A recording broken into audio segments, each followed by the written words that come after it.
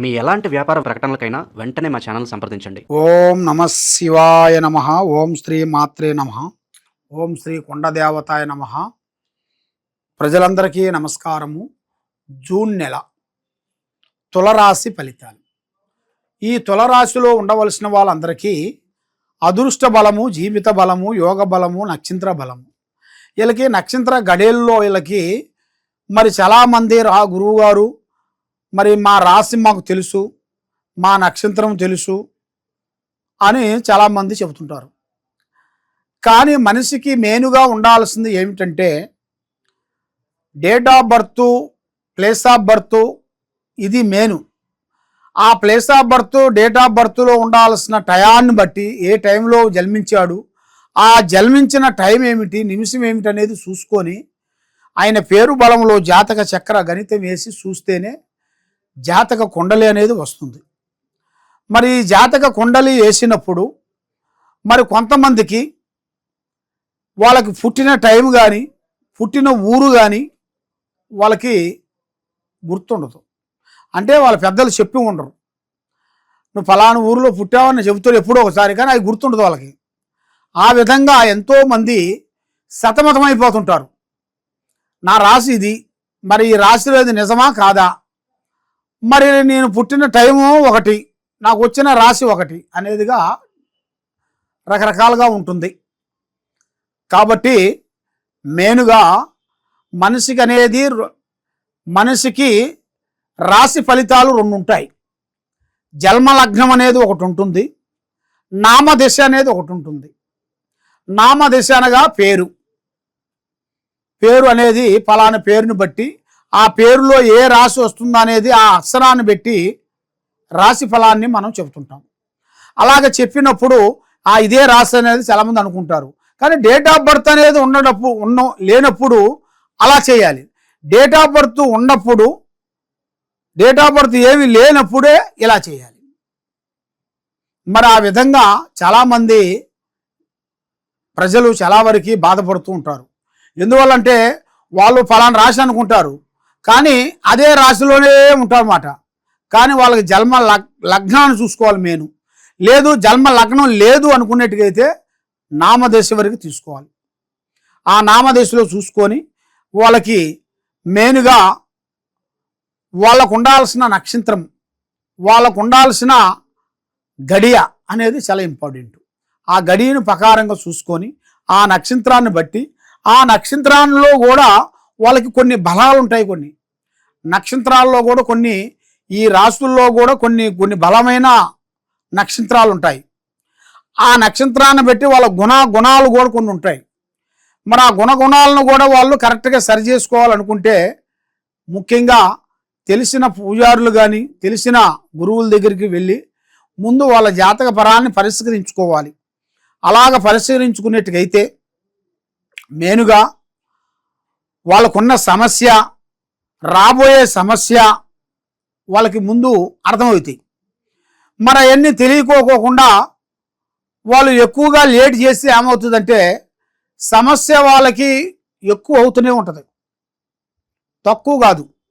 అలాగా ఆ సమస్య ఎక్కువగా ఉండకూడదు, తగ్గించుకోవాలి. తొందరగా సమస్యలో నుంచి బయటపడాలంటే వీళ్ళు తొందరగా వెళ్ళి దాన్ని మార్గం చేసుకునేట్టుగైతేనే ఆ సమస్య ఒక పరిష్కారానికి వస్తుంది.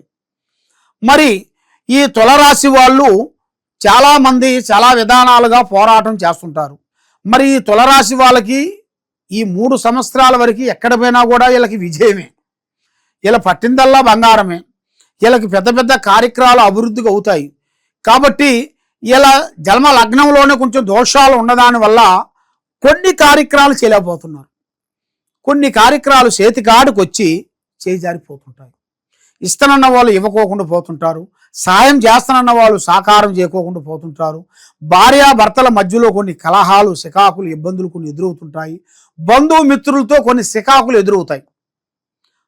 బంధుమిత్రులతో లేనిపోయిన సమస్యలు, ఆ పని చేయకపోయినా కూడా చేసావని చెప్పటం, తినకపోయినా తిన్నావని చెప్పటం, అలాగా ఆయన మీద లేనిపోయిన కొన్ని అభండారాలు కొన్ని పడతాయి.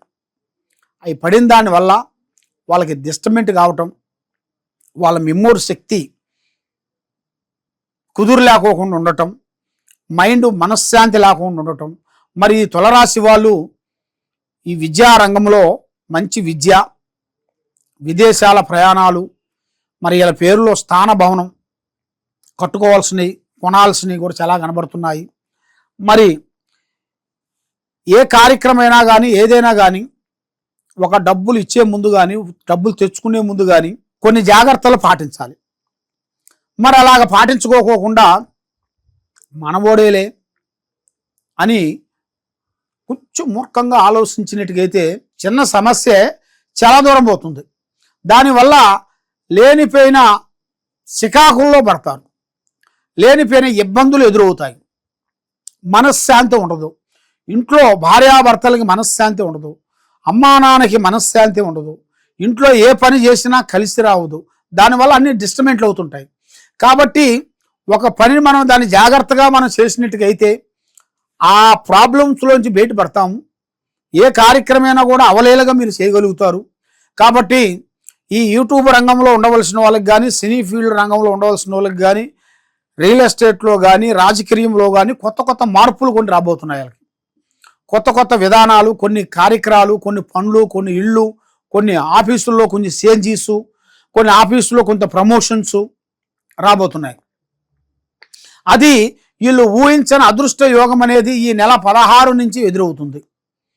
ఏ కార్యక్రమైనా కానీ తొందరపడి చేయొద్దండి, నిదానమే ప్రధానము. ఏ కార్యక్రమం చేసినా కూడా పెద్దవాళ్ళ ఆశీర్వాదం చాలా ఇంపార్టెంట్. అమ్మా నాన్న, పెద్దవాళ్ళ అత్తామామ, అలాగా పెద్దవాళ్ళ ఆశీర్వాదం తీసుకునేట్టుకైతే ఇలా జాతక యోగాన్ని బట్టి చూసుకుంటే చాలా వరకు అభివృద్ధిగా వచ్చే మార్గాలు చాలా ఉన్నాయి. మరి వీళ్ళు ఏది చేసినా కూడా కలిసి రావదు. ఏ బంగారం లాంటి పని పట్టుకున్నా కూడా ఆ పని మధ్యలో వచ్చి అయిపోతుంటుంది.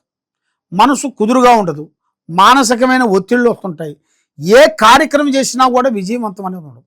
ఎందువల్ల వీళ్ళ మీద కొంత నరదృష్టి వలన ప్రజా ఏడుపు, తర్వాత వీళ్ళ మీద కొంత దోషాలు, నాగదోషం కానీ, కాలసర్ప దోషం కానీ, గర్భదోషం కానీ, ఇలాంటి కొన్ని దోషాలు వీళ్ళకి కొంత డిస్టర్బెంట్ చేస్తుంటాయి. అలాంటి వాళ్ళకి కొంత డిస్టర్బెంట్ అయ్యే వాళ్ళకి కొద్దిగా జాగ్రత్తలు కొన్ని పాటించాలి. ఆ జాగ్రత్తలు కొన్ని పాటించినట్టుకైతే ఇలా జాతక యోగాన్ని బట్టి కొత్త కొత్త మార్పులు కొన్ని వస్తాయి. మనసు చేయాల్సిన కార్యక్రమం వీళ్ళకి ముందుకు రావాలంటే ముఖ్యంగా వీళ్ళు చేయాల్సింది దైవ బలం చాలా గొప్పది. ఈ దైవ బలాన్ని పొందాలంటే శ్రీ వెంకటేశ్వర స్వామిని వీళ్ళు పూజించాలి. ఆ వెంకటేశ్వర స్వామిని పూజా బలం చేసి ఇలా కులదేవతలకి వీళ్ళు కొన్ని ప్రసాదాలు పంచి కొన్ని కులదేవతలను నిలుపుకోవాలి. ఈ కులదేవతలను నిలుపుకునేట్టుకైతే కొన్ని గండాల్లో నుంచి కానీ, కొన్ని ప్రమాదాల నుంచి కానీ, కొన్ని సమస్యల నుంచి కానీ వీళ్ళకి మంచి జరుగుతుంది. కాబట్టి ఇలాంటి సమస్యలతో మీరు సతమతం అవుతున్నారా?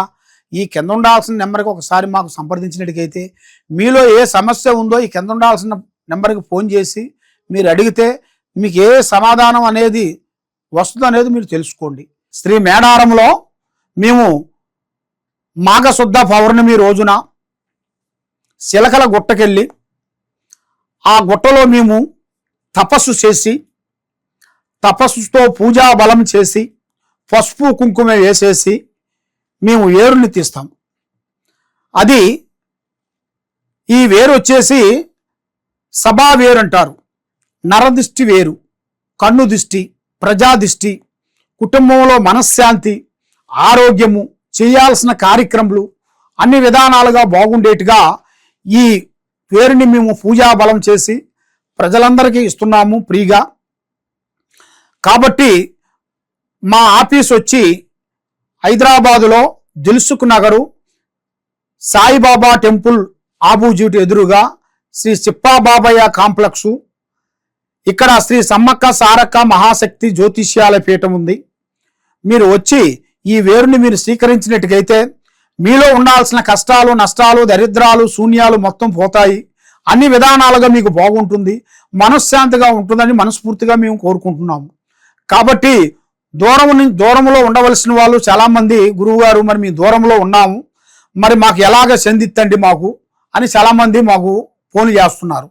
కాబట్టి మీకు దూరం నుంచి మాకు ఫోన్లు అనేది చేసి మీ అడ్రస్ని మాకు పంపిస్తే మీ పేరు బలాన్ని బట్టి మీకు ఏ వస్తువు అనేది ఇవ్వాలనేది పూజ చేసి ఆ అమ్మవారు వస్తువు వేరనేది మీకు ఈ వేరుతో పాటు అక్షింతలు కూడా మంత్రక్షణ అక్షింతలు నరఘోష లేకోకుండా అమ్మవారు కుంకుమ కుబేర కుంకుమ పూజా బలం చేసి మేము ఫ్రీగా ఇస్తున్నాము.